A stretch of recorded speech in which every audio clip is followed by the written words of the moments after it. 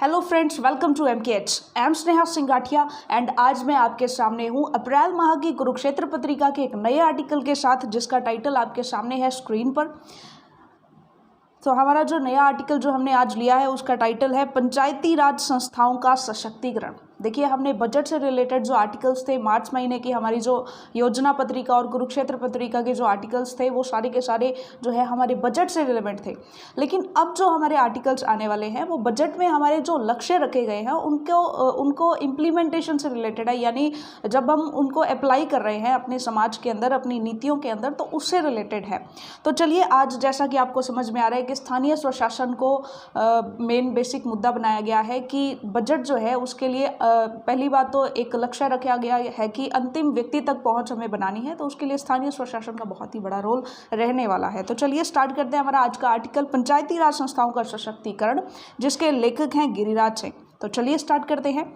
पंचायती राज संस्थाओं ने सतत विकास लक्ष्यों के स्थानीयकरण के लिए, जो लक्ष्य हमने निर्धारित किए हैं उनके स्थानीयकरण के लिए, यानी कि लोकल एरिया में, लोकल लेवल पर वहाँ पर चीज़ें इम्प्लीमेंट हो पाई, उसके लिए विषयगत दृष्टिकोण अपनाने की एक नई पहल की है। इसके अंतर्गत 17 यानी कि 17 सतत विकास लक्ष्यों को 9 विषयों में मैप किया गया है, यानी उनकी मैपिंग की गई है। तो 9 विषयों के अंदर टोटल 17 लक्ष्यों को पिरोया गया है, ताकि केंद्र और राज्य सरकारों की विभिन्न योजनाओं और कार्यक्रमों के संसाधनों का उपयोग करके लक्षित विकासात्मक योजना तैयार की जा सके। तो चलिए आगे बढ़ते हैं आर्टिकल की ओर। पंचायती राज संस्थाएं लोकतंत्र का आधार स्तंभ है। डेफिनेट सी बात है, हमारे यहाँ पर 3 स्तर पर सरकार चलती है, शासन चलता है। तो पंचायती राज संस्थाएं जो है वो लोकतंत्र का आधार स्तंभ है, बेसिक आधार है उसका। इसे सशक्त करने हेतु माननीय प्रधानमंत्री श्री नरेंद्र मोदी के नेतृत्व में केंद्र सरकार ने पिछले 8 वर्षों में अनेक प्रयास किए हैं और आने वाले समय में अमृतकाल के दौरान और भी सशक्त प्रयास किए जाएंगे। अब तक उठाए कदमों में से एक प्रमुख कदम पैसा PESA एक्ट जो है हमारा, जैसा कि आप जानते हैं पैसा एक्ट के बारे में। इस अधिनियम के माध्यम से एक ऐसी सशक्त व्यवस्था कायम होती है जिससे देश के अलग अलग हिस्सों में कार्यरत पारंपरिक पंचायतों को उनके नियम कानून के अनुरूप ही मान्यता मिलती है। यानी कि संविधान में हमारा जो है, संविधान के अकॉर्डिंग जो हमारा पंचायती राज संस्थाओं का वर्किंग मतलब उनकी जो फंक्शनिंग है वो अलग से है, लेकिन पैसा एक्ट के माध्यम से जो भी उनके स्थानीय परंपराएं उनके माध्यम से शासन को चलाया जाता है। जैसा कि आप जानते हैं पैसा एक्ट क्या है। तो हमारी सरकार के निरंतर किए गए प्रयासों से अधिकांश राज्यों ने इसे अपने यहाँ लागू किया है, तथा जिन 1-2 राज्यों ने इसे लागू किया जाना शेष है उन राज्यों को भी हम लगातार इसे लागू करने हेतु प्रोत्साहित कर रहे हैं। पैसा एक्ट की यहाँ पर बात हो रही है। माननीय प्रधानमंत्री जी की संकल्पना है कि हमें पंचायतों को सशक्त बनाने के साथ साथ सेल्फ सस्टेनेबल भी बनाना है, यानी सेल्फ सस्टेनेबल, अपने आप को वो अपने आप का विकास, सतत विकास करते हुए अपना वो चल सके। हमारी कोशिश है कि पंचायती राज संस्थाएं अपनी ज़रूरतों का स्वयं आकलन कर जन भागीदारी के माध्यम से सरकारी योजनाओं की राशि के साथ साथ राजस्व के अपने जो स्रोत हैं विकसित कर उस निधि से पंचायतों की आवश्यकता के अनुरूप योजनाओं का क्रियान्वयन कर प्रगति के पथ पर सतत आगे बढ़ सके। बहुत ही अहम लाइन है ये इस लेख की। सिंपल सी बात है कि आत्मनिर्भरता एक बहुत बड़ी चीज़ होती है। तो यहाँ पर यही बात की जा रही है कि सस्टेनेबल डेवलपमेंट होनी चाहिए, यानी अपना खर्चा एक तरह से खुद निकाल पाए, अपने स्रोत, अपनी निधि खुद वो कलेक्ट कर पाए। तो इस तरह का सिस्टम वहाँ पर, मतलब इस तरह की डेवलपमेंट की जाए कि वो खुद इस तरह का विकास कर सके। कौन? पंचायती राज संस्थाएं। नेक्स्ट बात करते हैं किसके माध्यम से करेंगे? जन भागीदारी के माध्यम से करेंगी। जन भागीदारी के माध्यम से ग्राम पंचायतों को सशक्त बनाने के क्रम में सबसे महत्वपूर्ण कड़ी ग्राम सभाओं को सशक्त करना, अर्थात ग्राम सभाओं में जनता की सक्रिय एवं प्रभावी भागीदारी सुनिश्चित करना है। वर्ष भर में कम से कम 6 ग्राम सभाओं का आयोजन हो और जो युवाओं, महिलाओं, बच्चों, किसानों आदि के समग्र उत्थान पर केंद्रित हो। यानी कि यहाँ पर कुछ लक्ष्य निर्धारित किए गए हैं कि वर्ष भर में कम से कम 6 ग्राम सभाओं का आयोजन किया जाना चाहिए, जिस पर जो उत्थान के विषय जो हों वो किस पर बेस्ड होने चाहिए, यानी कि जो महिलाएं हैं, युवक हैं और जो बच्चे हैं उनका उत्थान इसका मेन विषय होना चाहिए। इससे संबंधित सभी प्रकार की योजनाओं की उक्त ग्राम सभा में चर्चा, परिचर्चा, योजनाओं का चयन और अनुमोदन आदि का कार्य किया जाए और इन्हीं ग्राम सभाओं में इन योजनाओं की नियमित समीक्षा भी होनी चाहिए। चलिए आगे बात करते हैं। केंद्र सरकार की यह निरंतर कोशिश है कि 73वें संविधान संशोधन के उपरांत जो पंचायती राज संस्थाओं को उन्हें 29 विषयों जो आवंटित किए गए थे, 29 विषय के क्षेत्र में राज्यों द्वारा उन्हें न केवल अधिकार प्रदान किए जाए अपितु वास्तविक रूप से इसे कार्य रूप भी दिया जाए। यानी 29 विषय छोड़कर दे करके उन्हें आवंटित करके छोड़ न दिया जाए, बल्कि उसके रूप में उनको जो कार्यभार है वो भी दिया जाना चाहिए। इस क्रम में कई राज्यों ने बेहतर प्रयास भी किए हैं। केंद्र शासित प्रदेश जम्मू और कश्मीर द्वारा इस दिशा में किए गए गंभीर प्रयास के लिए जम्मू और कश्मीर प्रशासन, विशेष रूप से वहां के उपराज्यपाल श्री मनोज सिन्हा धन्यवाद के पात्र हैं और ये एक बहुत ही इंपॉर्टेंट फैक्ट के रूप में आप ले सकते हैं। इसी प्रकार अन्य राज्य, केंद्र शासित प्रदेश भी आगे बढ़कर पंचायती राज संस्थाओं के सशक्तिकरण के लिए ठोस प्रयास करें। 6.50 लाख गाँव यानी कि लगभग 6.5 लाख गाँव और 65% यानी 65% ग्रामीण आबादी वाले हमारे देश भारत के विकास का मुख्य एजेंडा ग्रामीण विकास होना चाहिए, और जो कि बेसिकली है। और भारतीय पंचायती राज व्यवस्था की वास्तुकला, जिसकी जड़ें हमारे देश के पुरातन इतिहास और संस्कृति में है, मुख्य रूप से इस एजेंडे को संबोधित करने के लिए तैयार की गई है। यह एजेंडा 31.5 यानी कि 31.5 लाख निर्वाचित प्रतिनिधियों वाली लगभग 2.5 लाख या 2.6 लाख पंचायतों, जिनमें से लगभग 46% जो है वो महिलाएं हैं, इनमें रहने वाले ग्रामीणों का सामाजिक और राजनीतिक सशक्तिकरण सुनिश्चित करके जमीनी स्तर पर लोकतंत्र की नींव को मजबूत करता है। तो बेसिकली फैक्चुअल इन्फॉर्मेशन भी यहाँ पर है कि हमारे यहाँ पर 31.5 लाख निर्वाचित प्रतिनिधि हैं सिर्फ पंचायती राज के। तो ये निर्वाचित प्रतिनिधि हैं जो कि 2.6 लाख जो है पंचायतों में, और जिनमें से 46% यानी कि 40% महिलाएं हैं। नेक्स्ट बात करते हैं, तो ये सभी राजनीतिक सशक्तिकरण सुनिश्चित करके जमीनी स्तर पर लोकतंत्र की नींव को और मजबूत ये करता है। पंचायती राज प्रणाली को भारत के संविधान के 73वें संशोधन के माध्यम से संवैधानिक दर्जा प्रदान किया गया है। जैसा कि हम जानते हैं, त्रिस्तरीय पंचायती राज व्यवस्था में पंचायतों को शक्तियां और दायित्वों का हस्तांतरण करने के लिए इस संविधान की अगली कड़ी के रूप में जो हमारा भाग 4 है, अनुच्छेद 243 को जोड़ा गया, और यह समाज के कमजोर वर्ग, अनुसूचित जनजाति, यहाँ पर यह भाग 9th है, 9वां भाग है जो संशोधन किया गया दायित्व हस्तांतरण के लिए, भाग 9 अनुच्छेद 243 जोड़ा गया, और यह समाज के कमजोर वर्ग, अनुसूचित जनजाति ST, अनुसूचित जाति यानी SC और अन्य पिछड़ा वर्ग को व्यापक प्रतिनिधित्व भी ये प्रदान करता है। तो चलिए आगे बात करते हैं। संविधान के अनुच्छेद 243(6) में कहा गया है कि पंचायतों को स्थानीय आर्थिक विकास और सामाजिक न्याय के लिए योजना बनाना और उन्हें लागू करना चाहिए। जैसा कि आपने देखा है कि करंटली सारी की सारी चीज़ें आर्थिक विकास और सामाजिक न्याय के लिए जो है बेसिकली काम चल रहा है। पंचायत मुख्य रूप से राज्य सरकारों की जिम्मेदारी है, चूंकि स्थानीय सरकार राज्य का विषय होता है। हम जानते हैं कि स्थानीय सरकार ही राज्य सरकार के अंडर जो है काम करती हैं। पंचायतों की स्थापना और संचालन संबंधित राज्य पंचायती राज अधिनियमों के माध्यम से किया जाता है। राज्य विधानसभाओं को पंचायतों को हस्तांतरण के लिए संविधान की 11वीं अनुसूची के उदाहरण के तौर पर निर्धारित 29 विषयों पर विचार करना है, यानी कि 29 विषय उन्हें दिए गए हैं। 11वीं अनुसूची में ग्रामीण विकास एजेंडे की एक वृहद श्रृंखला शामिल है। 11वीं अनुसूची में जो ग्रामीण विकास का एजेंडा है उसमें एक बहुत बड़ी श्रृंखला है, जिसमें कृषि, भूमि विकास, भू सुधार, सूक्ष्म सिंचाई, जल प्रबंधन, मत्स्य पालन, सामाजिक वानिकी, लघु वनोपज, लघु और कुटीर उद्योग, ग्रामीण आवास, ग्रामीण सड़कें, पुल या पुलिया जो भी है, घाट, जल मार्ग, ग्रामीण विद्युतीकरण, गैर परंपरागत ऊर्जा स्रोत, गरीबी उन्मूलन कार्यक्रम, शिक्षा, बाजार व मेले, स्वास्थ्य एवं स्वच्छता, परिवार कल्याण, महिला एवं बाल विकास, सामाजिक कल्याण और सार्वजनिक वितरण प्रणाली एवं सामुदायिक संपत्ति के रखरखाव को शामिल किया गया है। तो ये महत्वपूर्ण विषय है जो कि 11वीं अनुसूची में ग्रामीण विकास के एजेंडे के अंदर रखे गए हैं। तो इसे आप फैक्चुअल इन्फॉर्मेशन के रूप में भी यूज़ कर सकते हैं। वेरी इंपॉर्टेंट है ये।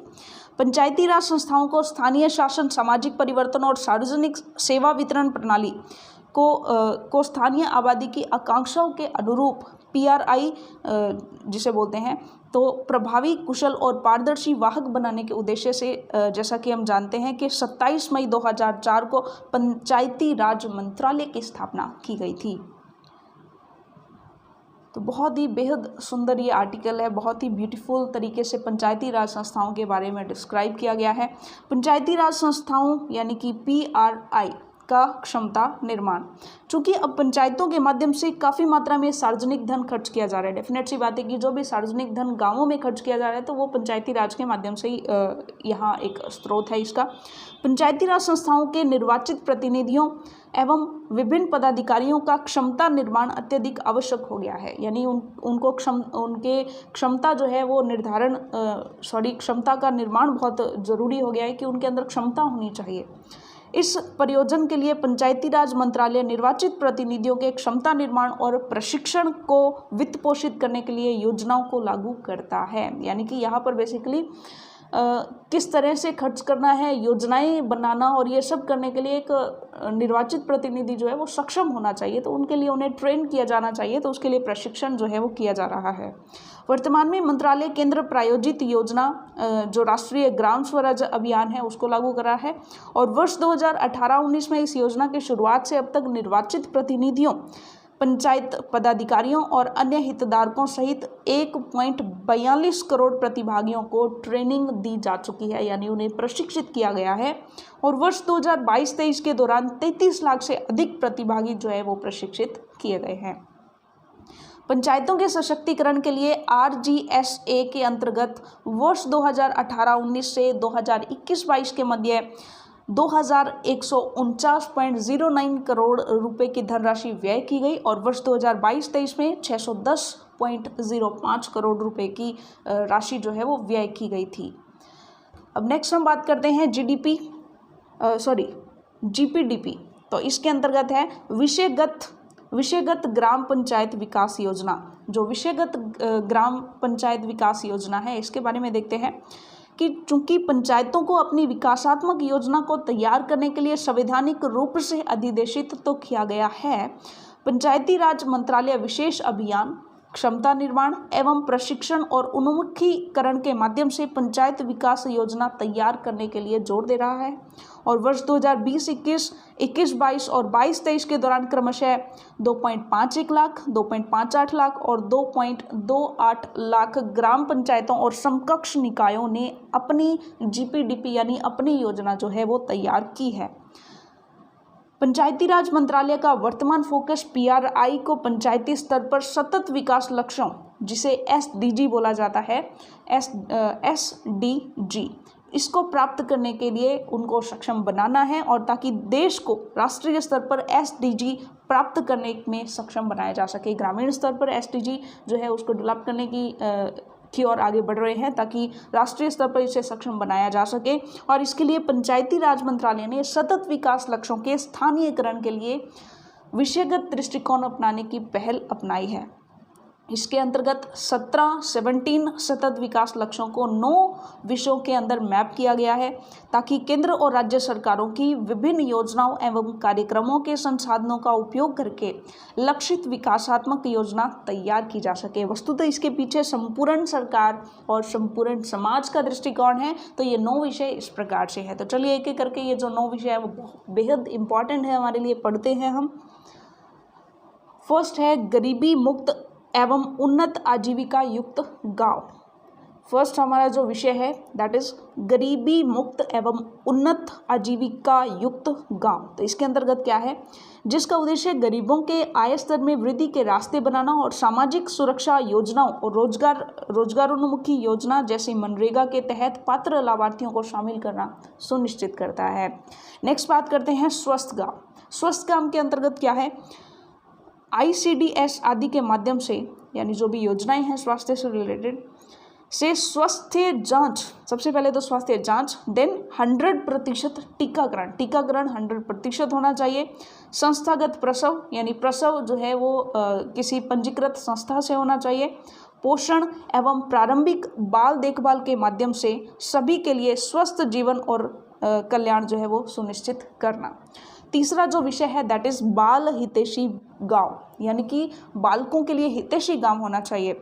विद्यालय में 100% नामांकन हो, किसी भी विद्यालय में नामांकन जो है वो 100% हो। ड्रॉप आउट अनुपात कम करना, तो देखिएगा यहाँ पर बाल हितैषी गांव के अंतर्गत क्या है कि विद्यालय में 100% नामांकन हो। ड्रॉप आउट अनुपात यानी कि जो बच्चे उच्च कक्षाओं में प्रवेश नहीं लेते हैं, यानी कि छोड़ जाते हैं या बीच में पढ़ाई करना छोड़ देते हैं, उसे ड्रॉप आउट बोलते हैं। तो ड्रॉप आउट अनुपात जो है वो कम करना। गुणवत्तापूर्ण शिक्षा देना, बच्चों का 100% टीकाकरण करना। बाल श्रम से मुक्त गांव होना चाहिए। बाल तस्करी पर रोक होनी चाहिए पूर्णतया, और बच्चों पर होने वाली हिंसा के खिलाफ जो वातावरण निर्मित करना है तो उसके लिए जो बनाया गया है दैट इज बाल हितैषी गांव। अगला जो है जल पर्याप्त गांव, यानी कि जल से रिलेटेड होना चाहिए कि हर घर में पीने योग्य पानी की पहुंच की सुविधा सुनिश्चित की जाए। गंदे पानी का उपचार एवं शुद्धिकरण ये प्रोसेस भी होना चाहिए। भूजल की कमी को रोकने के उपाय करना चाहिए, और आर्सेनिक संदूषण और वर्षा जल संचयन और भूजल पुनर्भरण इसके लिए लक्ष्य जो है वो रखे गए हैं, यानी कि ये हमारा चौथा विषय है। हमारा पांचवा विषय है स्वच्छ एवं हरित गांव, यानी कि 100% ODF गांवों का लक्ष्य है कि ठोस एवं तरल कचरा प्रबंधन, ऊर्जा के नवीकरणीय स्रोतों में स्थानांतरण, हरित आवरण में वृद्धि करना और जैव विविधता का संरक्षण, ये सभी इसके अंतर्गत आते हैं। अगला छठा हमारा जो है आत्मनिर्भर अधोसंरचना से युक्त गांव, यानी कि ऐसी अधोसंरचना निर्मित की जाए कि गांव आत्मनिर्भर हो जाए, वहीं से निधि जुटाई जाए और वहीं के डेवलपमेंट के लिए, वहीं के विकास कार्यों के लिए उसे यूज कर लिया जाए। गांव में मूलभूत अधोसंरचना उपलब्ध कराने के उद्देश्य से, जिसमें ग्राम पंचायत भवन, आंगनबाड़ी केंद्र, स्कूल, स्वास्थ्य केंद्र और सामुदायिक सेवा केंद्र, स्कूलों में बालकों और बालिकाओं के लिए पृथक जल युक्त शौचालय, 12मासी सड़कें और सौर ऊर्जा चालित स्ट्रीट लाइट आदि शामिल हैं। नेक्स्ट हमारा है विषय सामाजिक रूप से न्याय संगत और सामाजिक रूप से सुरक्षित गांव।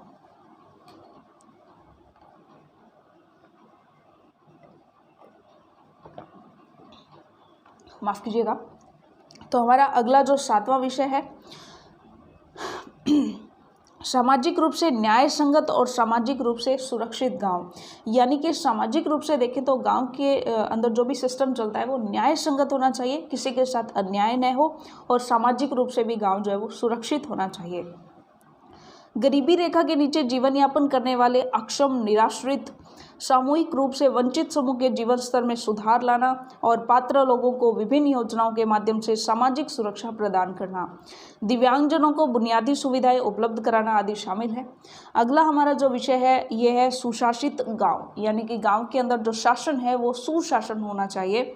बेहतर सार्वजनिक वितरण व्यवस्था सुनिश्चित कराने के लिए वार्ड, महिला, बाल और ग्राम सभा का नियमित आयोजन, कार्यात्मक स्थायी समितियां होना, सतत विकास लक्ष्यों के स्थानीयकरण में SHG और ग्राम समितियों की भागीदारी, GPDP की तैयारी के लिए विभिन्न संस्थानों, हितधारकों के बीच समन्वय और अभिसरण शामिल है। और अंतिम हमारा जो लक्ष्य रखा गया है, अंतिम हमारा जो विषय है ये है महिला हितैषी गांव, यानी कि गांव महिला हितैषी होना चाहिए। गर्भवती महिलाओं का 100% टीकाकरण होना चाहिए, 100% संस्थागत प्रसव होने चाहिए, 100% एंटीनेटल और पोस्ट नेटल केयर जो है करनी चाहिए। महिलाओं और बालिकाओं के खिलाफ होने वाले अपराधों में कमी लाना, महिलाओं की गांव और सामाजिक, राजनीतिक, आर्थिक तीनों तरह की सभी तरह की गतिविधियों में महिलाओं की सहभागिता जो है इसको शामिल किया गया है। तो नेक्स्ट देखते हैं वित्त आयोग के वित्त पोषण के माध्यम से बुनियादी सेवाओं का प्रावधान, यानी वित्त आयोग जो है उसके वित्त पोषण के माध्यम से बुनियादी सेवाओं का प्रावधान किया जाना। तो पढ़ते हैं पंचायतें ग्रामीण आबादी को बुनियादी सेवाएं जैसे कि पेयजल की आपूर्ति, स्वच्छता का रखरखाव और ODF स्थिति आदि प्रदान करती है, और वे जल स्रोत, कुएं, टैंक और पंप, स्ट्रीट लाइट, ड्रेनेज व्यवस्था आदि का रखरखाव भी करती हैं। जो हमारी पंचायतें होती हैं बेसिकली ये सभी काम देखती हैं, और ऐसी गतिविधियों को करने के लिए पंचायतों को केंद्रीय वित्त आयोग राज्य वित्त आयोग और कई केंद्र प्रायोजित जो योजनाएं हैं उनके माध्यम से इन्हें धन प्राप्त होता है।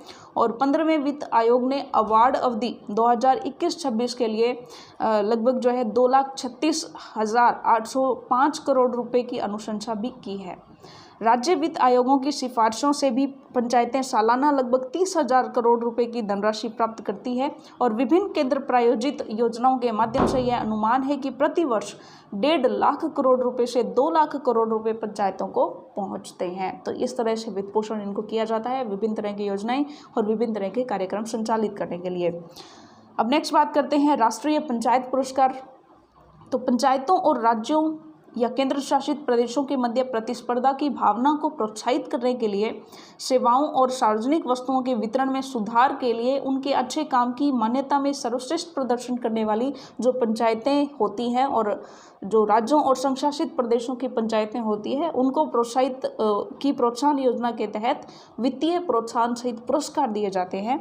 तो बेसिकली राष्ट्रीय पंचायत पुरस्कारों को वर्ष 2022 में संशोधित करते हुए LSDG के 9 विषयों के साथ संरेखित किया गया है। और संशोधित राष्ट्रीय पंचायत पुरस्कार सभी ग्राम पंचायतों की विषयवार जो रैंकिंग होगी और उनकी ग्राम पंचायतों के प्रदर्शन के आधार पर ब्लॉक पंचायतों और जिला पंचायतों को भी सक्षम बनाएंगे। इससे पंचायती राज संस्थाओं के लिए प्रत्येक LSDG विषय के तहत उनकी स्थिति का आंकलन करने के लिए एक आधार रेखा तैयार होगी और वर्ष 2030 तक क्रमिक योजना के माध्यम से चरणबद्ध तरीके से SDG हासिल करने में उन्हें सक्षम बनाया जा सकेगा। वर्ष 2022-23 में इस संशोधित विषयगत पुरस्कार प्रतियोगिता में देश की 2 लाख से अधिक पंचायतों ने भाग लिया है।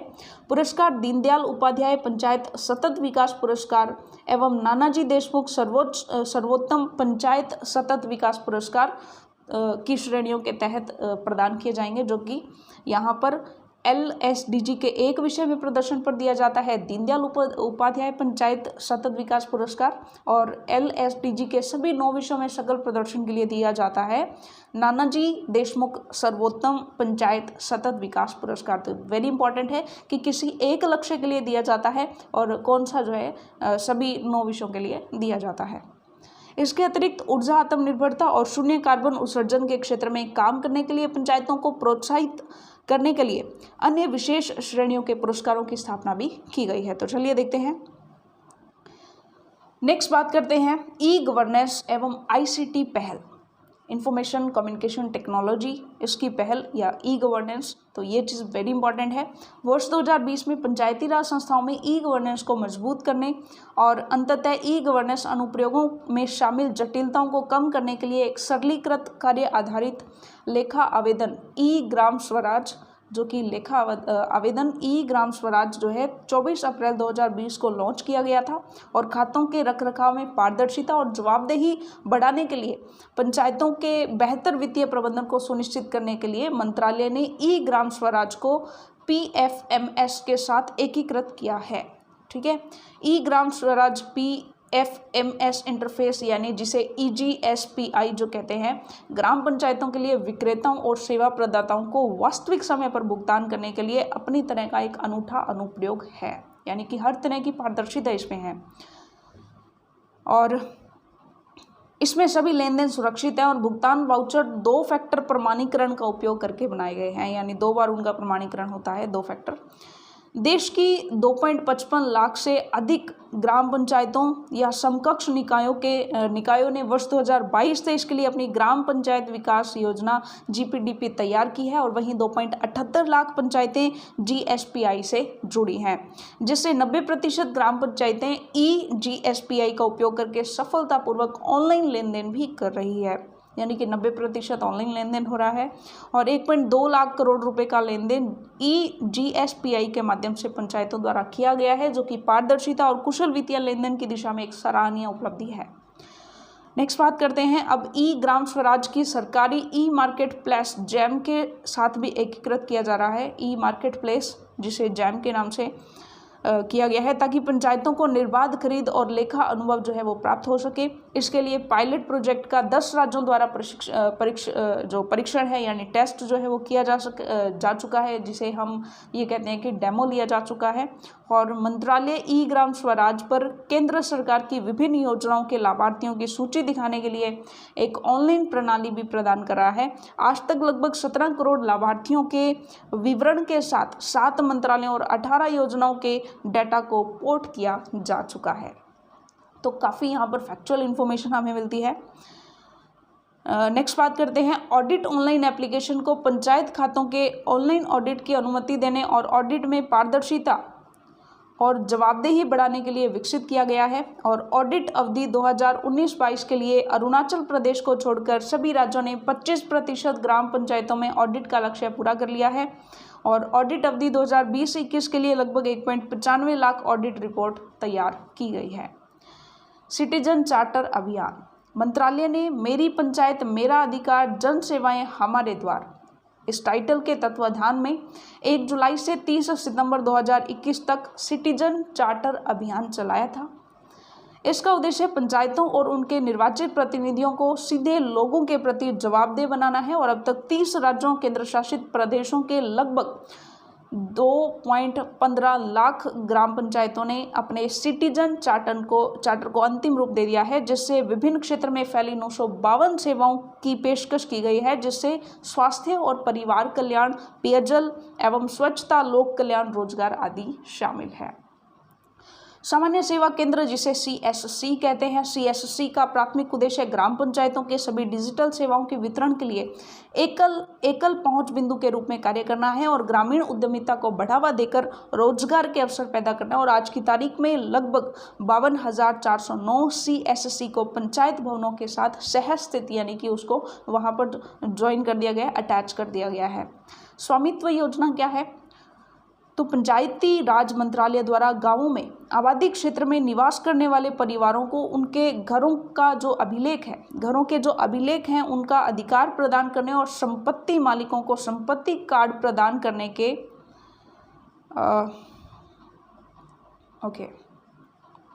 तो उनको संपत्ति कार्ड प्रदान करने के लिए स्वामित्व योजना जो है ग्रामीण क्षेत्रों में संशोधित प्रौद्योगिकी के साथ गांवों का सर्वेक्षण और मानचित्रण इसके अंदर किया गया है, तो इसको लागू किया गया है। 1 मार्च 2023 की स्थिति में 2.32 लाख गांवों में ड्रोन सर्वे का कार्य पूर्ण किया जा चुका है। और लक्षद्वीप, दिल्ली, दादर नगर हवेली, दमन और दीव केंद्र शासित प्रदेशों में तथा मध्य प्रदेश राज्य में ड्रोन सर्वे का जो कार्य है वो पूर्ण हो चुका है। तो ड्रोन सर्वे किया जाता है ताकि अच्छे से उसकी मैपिंग हो पाए, अच्छे से गाँवों का सर्वेक्षण और मानचित्रण हो पाए। मध्य प्रदेश राज्य में ड्रोन सर्वे का ये सब चलो दमन दीव केंद्र शासित प्रदेशों और मध्य प्रदेश में हो चुका है। अब तक लगभग 70,000 गांवों में 1.20 करोड़ संपत्ति कार्ड बन चुके हैं। हरियाणा, उत्तराखंड, पुडुचेरी, अंडमान और निकोबार द्वीप समूह और गोवा में सभी बसे हुए गांवों के संपत्ति कार्ड जो है वो तैयार कर लिए गए हैं।